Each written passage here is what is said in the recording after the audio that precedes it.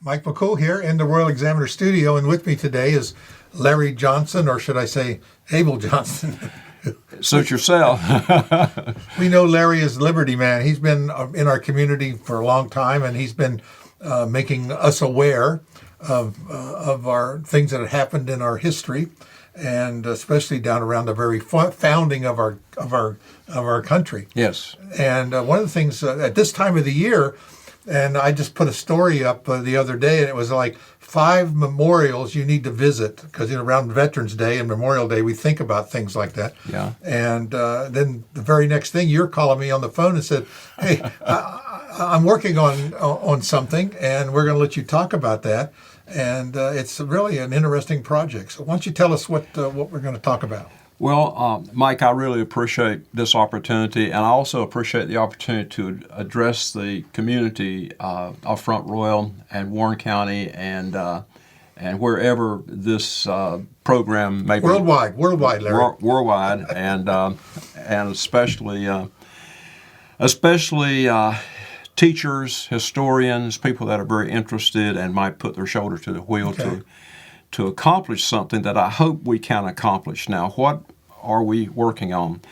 As I mentioned just a moment ago, that much of my career when I worked for a living was down in the Washington area, and I would spend my lunch hour getting exercise, looking at all the historic monuments. All right.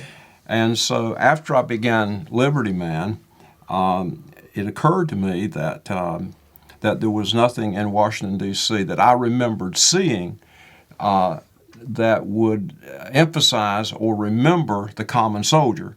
I was working down there when we started the Vietnam Veterans Memorial. Mm-hmm. I was working down there not long after that. There was something for the Korean soldiers. Mm-hmm. There are beautiful monuments. Been there many times. I have buddies on the wall, and their names are on the wall, and so go down occasionally and visit that. But it occurred to me that I just couldn't remember seeing anything to a Revolutionary War soldier. And so in my investigation, I thought, well, where do I go first to try to seek this out? Well, let's talk about talking to the Park Service. Right. They ought to know stuff.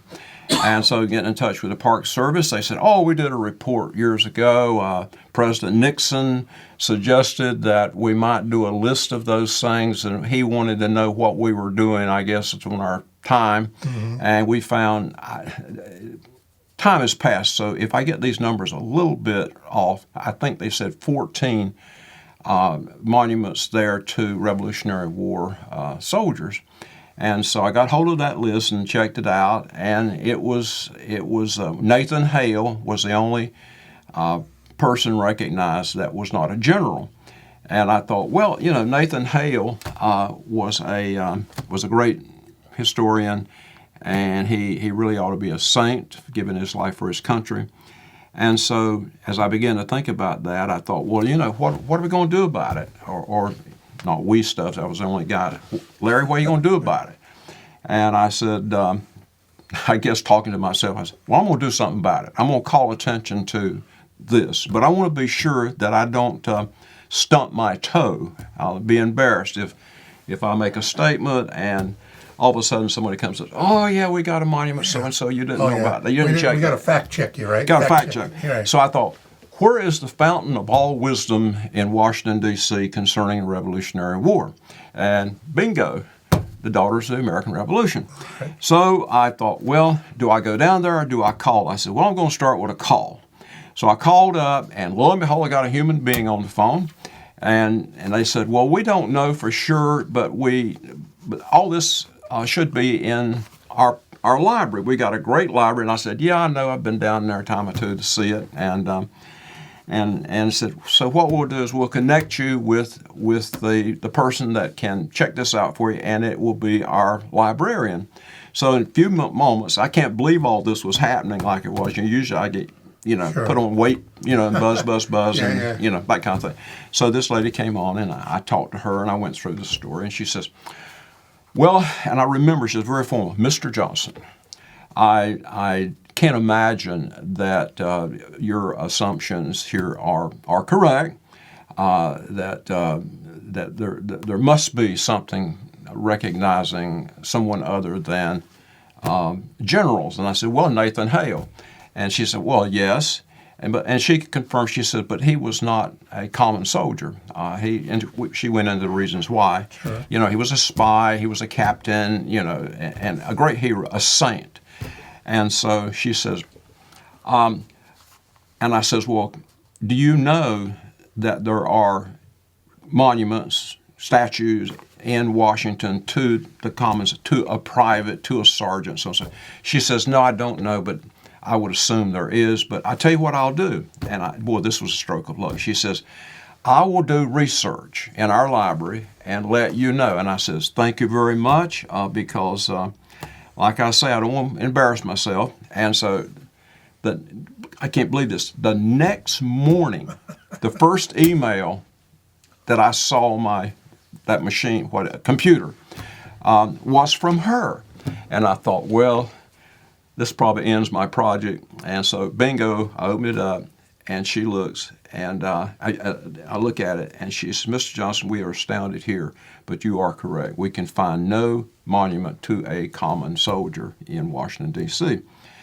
And I said, well, would you mind giving me this in writing? And she says, yes, I will. And so she typed out a letter, and modern technology, she emailed it to me, and in just a few minutes I had a letter. And I said, well, I'm going to go forth with this. So I started contacting my normal folks, that doesn't sound right, the folks I usually talk to get things done in the SAR. And I don't believe I was even a member of the SAR at that time. This was, we won't go into that. That's unimportant. So I started talking this up, and didn't get very far.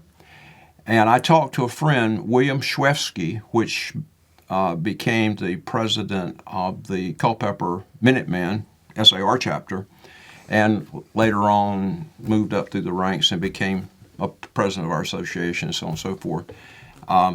And then he was elected to a national office. So I thought, well, Bill Schwefsky, retired, I don't know what he is, general or something for the Air Force, maybe a colonel, I don't remember those things.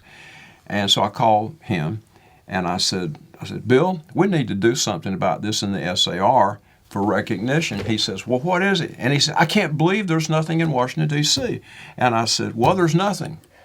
And so anyway, he says, well, let me think about this. Well, he calls me back very quickly. This thing really moved fast. And he said, Larry, it just so happens that in a week or two, we are having a meeting at the headquarters of the Sons of the American Revolution, the national headquarters, in Louisville, Kentucky. And he says, would you believe I've been put on the commission to celebrate the 250th anniversary? I'm on that commission. And I said, great, Bill, can I talk to him? He says, I'll call, see if he put you on the agenda. Call me back in a few minutes. And he says, you are on the agenda, show up on such and such a date. And at that time, my son, all my sons are very interested in what we're doing. And so I had one son, Jim. Jim said, well, Dad, who's going to go with you? I says, I don't know, maybe nobody. He says, well, I'll drive you. So Jim and I drove to Louisville, Kentucky, and stayed at the Brown Hotel where they have all their meetings. It's a beautiful hotel. And we stayed there and waited for our turn. We were first on the agenda to come up. Bill Schwefsky was there and spoke to the chairman and stood right beside me and said, this guy's got an idea we need to consider. And so I presented that resolution. Resolution here? Okay. Right here. That resolution, or one that would be written, one sentence in there that would address the national organization there. Right. That one may be Ben Cline, and then I have one for the Board of Supervisors and so on and so forth. Sure. And so I addressed them, and people shook their head, and the room was packed. Well, that's the biggest committee I've ever seen. It was packed with guys, men. No offense, SAR is made up of men, DAR is made up of females, and probably somebody's going to do something about that part. But anyway, so I made my presentation, presented my resolution. They approved it on the spot and said, It's a great idea. great idea. Well, Bill Schwefsky, after I did that, I thanked him profusely for getting me on the meeting, getting me on the agenda, and he said, Larry, there's one thing I've learned about this, being a member of this SAR. He says, membership changes frequently. You've got to continue to push it or it will be lost. And I says, okay, I'll do it. So guess what? It was lost. I guess I failed. I didn't push hard enough. And so most recently, I talked to the new chairperson of one of the commissions here. I wish I had his name. First name's Jeff Thomas. Anyway. And he said, I'm heading this thing up, and we've got a lot of things going, but we've never heard of this. And I said, Jeff, it was approved by your committee. He said, I'll get on him. And so he says, would you mind sending me a copy of the resolution? I sent a copy of the resolution. He said, this is great. We got to do something about it. So that may or may not be rolling if Jeff can get pushed forward on it. But here's the thing that is cumbersome about dealing with politicians. All due respect to every politician, I have good friends who are politicians, is that the wheels of government move slowly, because not only do you have to convince one person, you got to convince 400 other people in the Congress to get something done. And so here we are. Ben Cline gets elected. His predecessor retired. Boy, that's something. Good lad. Good lad. He retired, and he was not enthusiastic and actually told me I was mistaken. Well, he retired, so that took care of that problem. You wait long enough. Why are you laughing? You wait long enough. Wait long enough. He retired. I'm just thinking, here you've been hanging around since the Revolutionary War. I figured. Yeah, right, exactly. So Let me just tell you, when you were talking about going to Kentucky, I'm thinking I could see you with your hat on and your staff and your little knapsack on the back, walking the trail. That's right. That's right. Well, as a matter of fact, I did do a lot of walking in Louisville and enjoyed my ride down there and went through the beautiful country. Went down, the trail that Daniel Boone cut through there. Yeah. It was wonderful. Yeah. So anyway, now you got me. I got you off track. So you're back with Ben Cline. Okay. Okay, Ben Cline. So we have an election. Ben Cline gets elected. Fine young man. Ben. You've been working on this a long time. Everybody's young to me. And so anyway, see in the paper, or maybe on your Royal Examiner, I think it's on Royal Examiner, that he was coming to town, and he was going to be speaking at the American Legion Right. Post. I remember you did speak there. Yes, I did, and the room was packed. I just packed with people. And so I waited, and apparently my name got put on the bottom of the list. Yeah, I can remember you're standing all the way in the back. You remember it? I am. I have it on video. Why am I doing this? And so anyway, I present it to Ben. He accepts it, receives it, and says, I'm going to tell you what. He was really honest. It's going to be tough.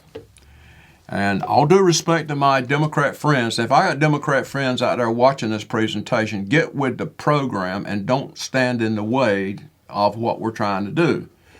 But Ben says, all Democrats in the House at this time, it's going to be tough to get this through.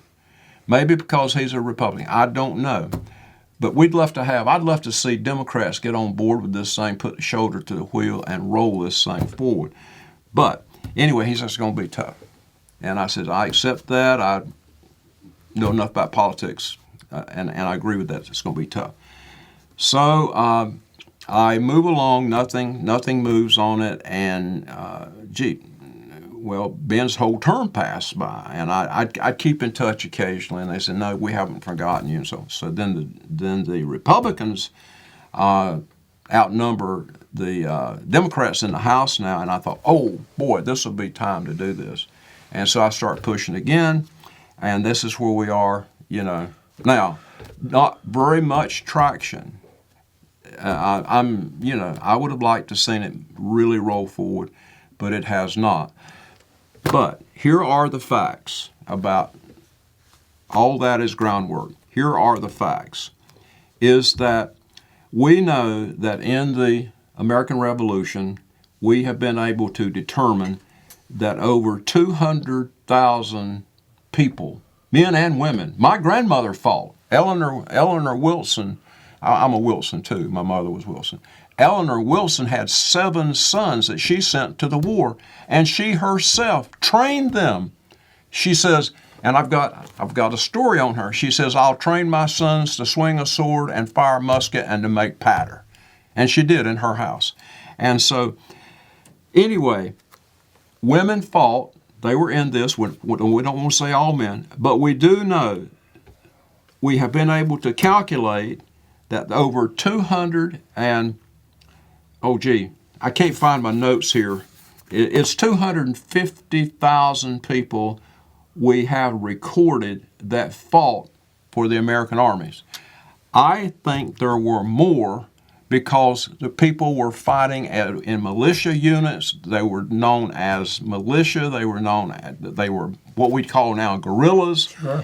And so I know there were more. But we do know, we have documented, the government has documented 250,000. Now, of that 250,000, we have documentation that 25,534 died as a result of their being in the service. Now, they didn't die. Only about 8,000 were killed by musket balls. The rest died of disease. They died of, infirmities, frozen feet, like at Valley Forge, where over 2,000 people died. Of our 11,000 troops, over 2,000 died there. They're casualties of war, as far as I'm concerned. Mm-hmm. You don't have to die with a musket ball. If you die, So we have now 25,532 that the government has calculated, and we know on the list, and probably more. So now, our whole army at any one time never numbered more than 45,000 people. The British had 4 times that many. If you count the sailors in the ships off, it was, I've got the figures on it if anybody wants it. I've written a book on it, as a matter of fact. I won't give it to you, I'll sell it to you. If I feel good one day when you call my home, I might read it to you on the phone. But anyway, so here's what we have. Here's what we have now, is we have an opportunity with the momentum caused by the excitement of the 250th anniversary to do something. All I'm talking about is having something to recognize this 250,000 men and women that went to war not recognized, and especially the 25,000. So what does that tell us? 1 out of 10. If you lined up 10 men here, we could say, which one do you want to not come home? That's not good news, is it? No. And if you did the calculation that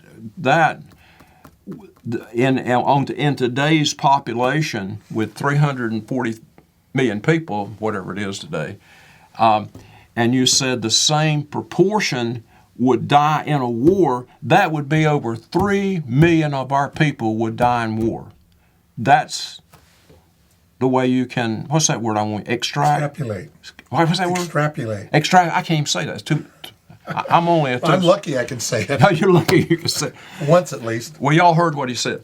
So anyway, so for the population at that time, this was a momentous thing.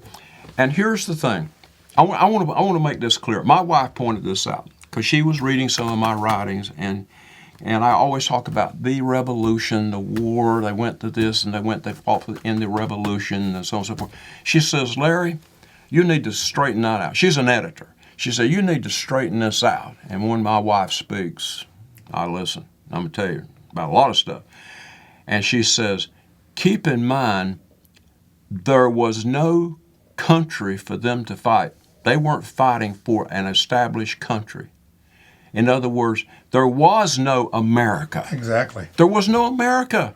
It was an idea. They were fighting for the idea, for the vision. They were fighting for a vision. As a matter of fact, in all the writings and the diaries that I have read, I cannot find the word revolution in a single diary. Not one. Right. But you know what I find? The cause. The cause. The glorious cause. As a matter of fact, a very important writer, a little bit liberal, I'm not going to call his name because I don't want to sell his book. A little bit liberal, he wrote a book called The Cause. Y'all can get that book. It's a pretty good book. The cause. And he points that out in 300 or 400 pages. We have been saying it should be the cause. Well, if you look in the diaries of these, I started to say kids, they were kids. I'll come back to that. If you look in the diaries of it was we're fighting for the cause, the cause, the cause.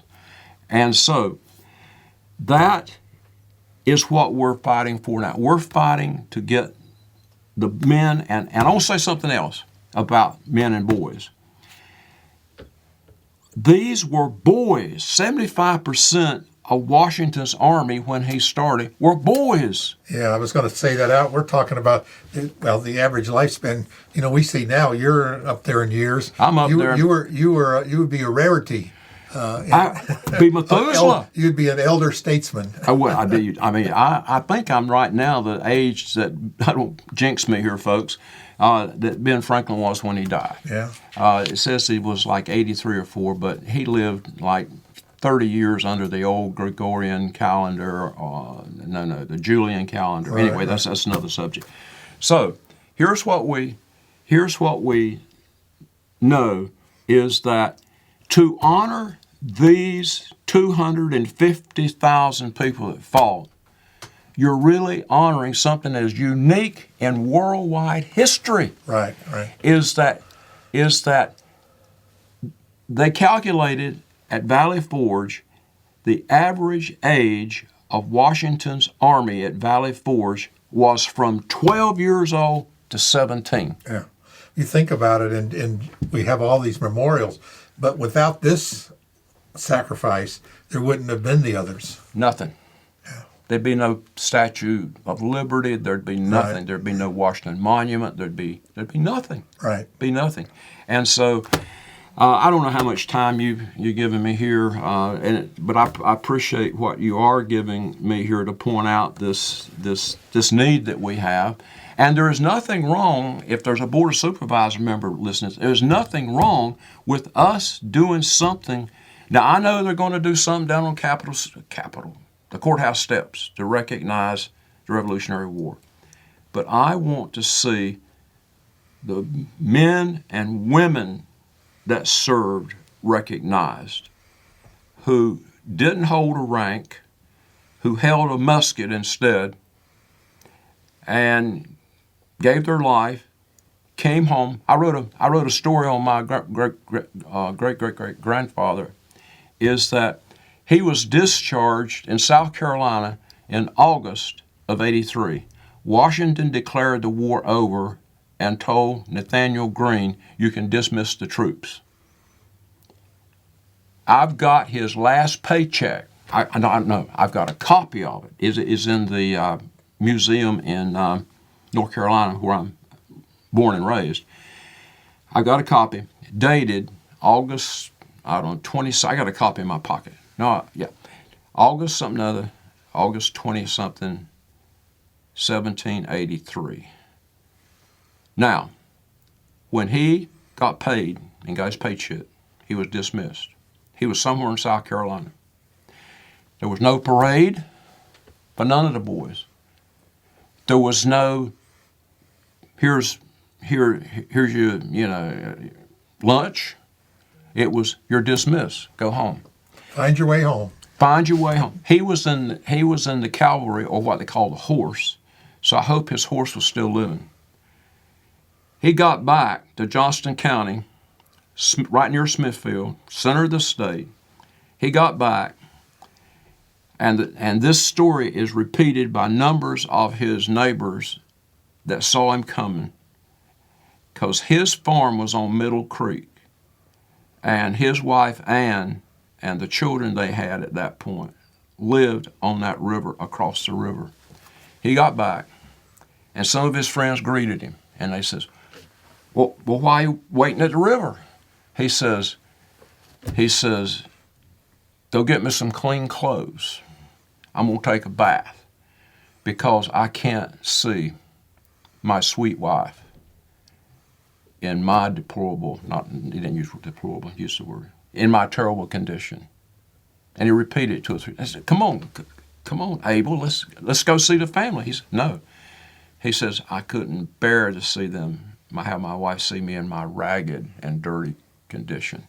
That's quote. It's quoted twice by his friends that testified for him after he died to get a pension. And by the way, guess what?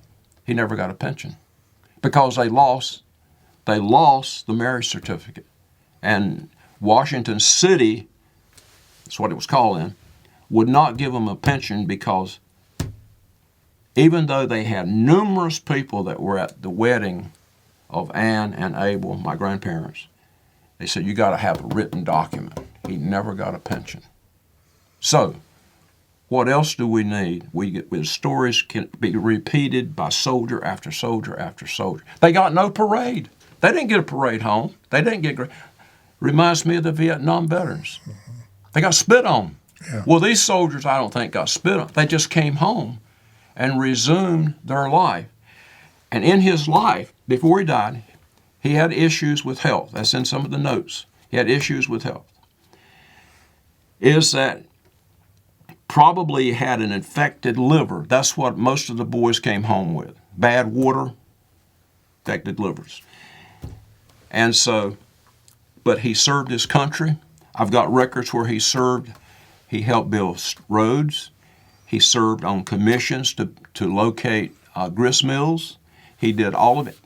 But he died by the time he was 60. He died. He died early.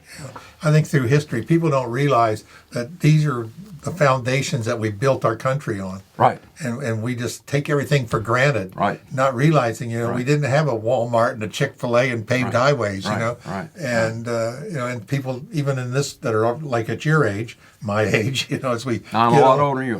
As we get older, we think back, like it was, and now it'd be in the 50s, 40s, and 50s of I always use the example of my wife's grandparents. They were born in 1890, somewhere in that age, and died in the late 80s.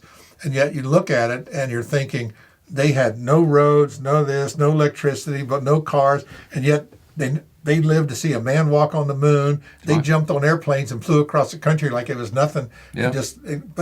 And they used to ring the chickens, you know what I mean? So That's right. yeah. So these are a lot of things that happen in our country that Right. it's like now no kids now they only had the internet, they've only had cell phones, and these are new things. But Yeah. but we forget about our history, or we want to rewrite our history. And I think want to change, right? This is, and we're finding that now, even in school, where history, where does it stop? And as you go back farther, it shrinks smaller, and all we hear about is George Washington. We don't hear about the other 250,000 people that were involved. Well, yeah, and you don't, it's just being. I guess I'm a bit suspicious. I spent. My whole career was associated with education, starting as a teacher, a supervisor, a state director of a program, and then becoming a national director. So I was always in education in some form. Right. And so educators have allowed time to erode standards. Right. And I know that there are probably educators watching this, and my heart goes out. I know that you want more time to do enrichment education. The SOLs, some teachers here, and if the superintendent's watching this, I'm not going to tell you what teachers told me, okay? So don't come by. They don't like sticking to the SOLs 180 hours during the course of a year. There's no time for their own creativity. Right. There's no time for enrichment for the kids. And I know as a former teacher that things happen that you need to enrich a child's life by having something in the community come into your classroom when it's happening on the news and they get all fired up. Well, anyway. Well, that brings me back to the points that you're doing in bringing your grandfather to life, I guess. That's Abel Johnson. Right. And you've been in schools and you give this oral history Right. of our founding. And I think, and of course the SAR, what's the Sons of the American Revolution. Is that what they're called? Sons of the Revolution. Sons of American Revolution. And they, we see them a lot, and the people, and they do really are active in our community. But when people do hear them, they see them and think about a bunch of crazy old men dressed up, Yeah, But they're a living history, and that's what they're. And in their bodies courses the genes of a person that fought. That's right. And something I want to say about this, and we are in a seat of history right here in Warren County. We are in the birthplace of the nation. And some people say, well, I thought the birthplace was up in Philadelphia. Well, it was. They wrote the Constitution. But they all came from somewhere. But the men and women that made it happen were from the hills and all up and down the East Coast. But we have more than an abundance. We contributed probably per capita more soldiers to the American Revolution than any other community. I was speaking with Dale Corey, who's been in charge of marking of graves, and I said, Dale, tell me the number of graves that since you have been doing this along with the other men, have you marked? He says, well, Larry, no one's ever asked me how many. I says, well, I'm asking you now. Tell me. He said, well, let me do a little calculating. So I waited for his calculator to work, and he says, Larry, upwards to 120 graves have been marked. That's just in this local area. In this area. 120. All throughout these hills. Every old cemetery they're finding has the grave of a Revolutionary War soldier. Up on Fort, the mountain over here. Fort Valley. Fort Valley. They found a church up there. A whole graveyard is filled with soldiers of the Revolution. The men that Washington fought with and brought with him to win the Revolution. Now, you say, Larry, this is not Boston. This is not, the places you hear about in the history books. This is better than the places you hear about because this is where the blood, the flesh came to carry the musket that won the freedom. So anyway, I want to congratulate the SAR. I mean, I'm a member of it. I was a president when it wasn't doing the things it's doing now, and it has soared to greatest heights. And folks, if you're looking at me, you have here in this county the nation's outstanding chapter of the Sons of the American Revolution. And there are 50 states where these chapters are. And they have worked to fulfill the mission of the National Association to the point that and it's calculated. All the chapters in Texas that are big and funded with oil money and they're rich, this little chapter has outworked them. That's what it does, outworking. California outworked them. Other places, they outworked them. And so they get no recognition. They ought to have a banner somewhere, Over there, where would we do that? Over there. Administration building. Congratulations to the Sons of the American Revolution local chapter. See? Right there. Okay. Ed, are you listening? Are you watching, Ed? I bet Ed's watching. Yeah. Okay. And again, and I don't think people really realize that all the things that they have done and you've done. Our bridges have been dedicated. We got plaques hanging in all our schools. Absolutely. You and your other gentlemen have been all over our school system preaching this message. But this is where we're at now. So what is the next step and where is this going? The next step, as far as this particular project to get a monument or something on the national, I want it on the national Capitol grounds. I don't want it strung out there in some kind of circle near the State Department or something. I want it on I want it in a place, Prominently displayed.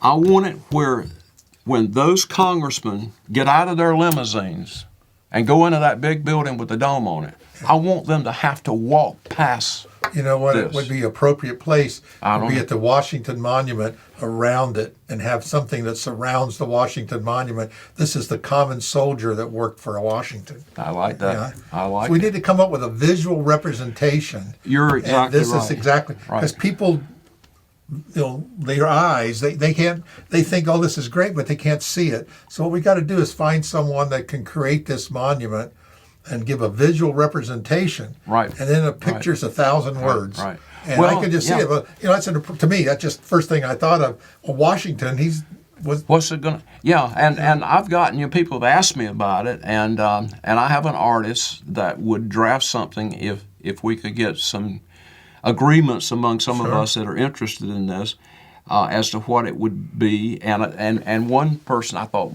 I would like. Now this was my thought. I would like to see something with Washington standing with his men pointing forwards, and some of his men kneeling beside of him, and maybe a guy or two with the face in the mud, dead. Sure. And someone told me, he says, Larry, why are you going to put an officer? I said, well, it's George Washington. He says, I would like to see a monument that just emphasizes the common soldier. Well, you see, so there are different ideas on that. Sure. Different ideas. But Washington, in my estimation, was the epitome of a common soldier. Yeah. Now, he may have had the rank of general, but he worked his way to that point to get that. The men loved him. We don't emphasize it. The men loved Washington. Do you think that they would stay in Valley Forge when 25 to 30 men were dying every day? Every day, guys. Listen, every day. There's so many were dying that Washington didn't have enough chaplains to bury them. Yeah. Guess what he started doing? He became a chaplain. He said prayers over the men that had died, and it's written in a guy's diary. I've got it. As a matter of fact, you printed that little book for me. It's right in there. He says, General Washington says the burial service as though he himself was a chaplain. Yeah, they buried him at night because the British had spies, and you didn't bury him in the daytime because the British could count how many people you buried. Right. Sun goes down, burial details go out, and you bury him in. And he had 7 or 8 chaplains there. Not enough. 25 or 30 a day? Yeah, Can you imagine that? Yeah. Well, anyway, Mike. So what are we going to do? We're going to write letters to our congressman? Yeah, right. Write letters. Write a letter and say in it that I would like to support a proposal. If it's to Congressman Cline, a proposal that you have, and I know that they are working. I got a call about 2 weeks ago from one of his aides, and he says, Larry, we haven't forgotten it. I says, well, I appreciate the call. I appreciate just to know you're still thinking about it. That's good. But and so they're going to know. I can't remember that young lady's name. I shouldn't say that, should I? I think her name was Jennifer. I'm not sure. But they call me to assure me it's still on our plate, but it's got to be on the plates of 435 congressmen at some point. Right. They all got to be behind it. I'm sure now when the election will be over, we'll see what happens. Maybe it'll move when the Congress comes back in the spring, I guess. Yeah. The new Congress. We'll see if that'll be on. Well, and we can't leave out the senators too. Right. We can't leave them out. I did call them early on. I didn't get a call back from it. Someone, nice person, talked to me on the phone, and they wanted to know where I lived and so on and so forth. And I told them where I lived, and they grunted, and they were nice. What are you laughing at? I can just see them doing that. Huh? So I know what they were thinking. I was just wondering whose office you were calling, but we won't do that. That's right. Yeah. You got to pick. You only got two. They were senators. They were our senators, and I've called them, but I haven't continued to push it because for various reasons. The reason was it was cool. Yeah. And I will be calling back. Now the election is over, and we'll find out who the new senator is, and I'll call him. All right. So anything else, Mike? Well, here's what we're going to do. We're going to put our Congressman Ben Cline address below the story, in the story. Okay. And we'll have him just contact Ben if you want to support this idea that you have here, Larry. And we'll Praise the Lord for that. See if we get a couple people doing that. It'd be great. Well, I think it's long overdue, and time is now short. 250th anniversary is coming up sooner than later, and but I just know I used to be a fundraiser. That was part of my job when I came to D.C. There is money out there to do anything that strikes the interest of a person Sure. that has money. Yeah. And it can be accomplished. It can be. I know it can be. And it's needed. And when those children, whether they go to the Washington Monument or to the Capitol, wherever they go, I want them to walk past something and they'll say, Mom, what's that? Daddy, what's that? And Daddy can read it and say, oh, that recognized the people that won our freedom. This is why we have our country. What a great lesson. Right. Thanks, Mike. All right, we appreciate it. Abel, I appreciate you coming in. I want to say one thing, Yeah. that Abel's got all the attention. Yeah. But I had 6 other great-grandfathers that fought. And I had 17 uncles. Now, I know that I give Abel but that gets everybody's attention. But somewhere lying in the soil of North Carolina, except for one that didn't come home, are the bones of men and women that fought for, and we can't leave the women out. My grandmother, Ann, Abel's wife, she lost a baby because the Tories came and burned the house down, and she had to go into the woods to keep from being killed herself with a baby, and she ran out of milk, and the baby died. Yeah. Isn't that a casualty of war? Yeah. A baby, 3 months old? Yes, it's a casualty of war. Okay, well, thanks, Mike. Thanks again, Larry. We really appreciate it. I Thank you. appreciate the Royal Examiner more than this audience knows, and it is I'm not doing it because you've got me here today. This is my first time that he's ever had me here. No, that's not true, Larry. You just but forgot. but the thing is that it keeps the community abreast of what's happening. All right. Thank you. Thanks again.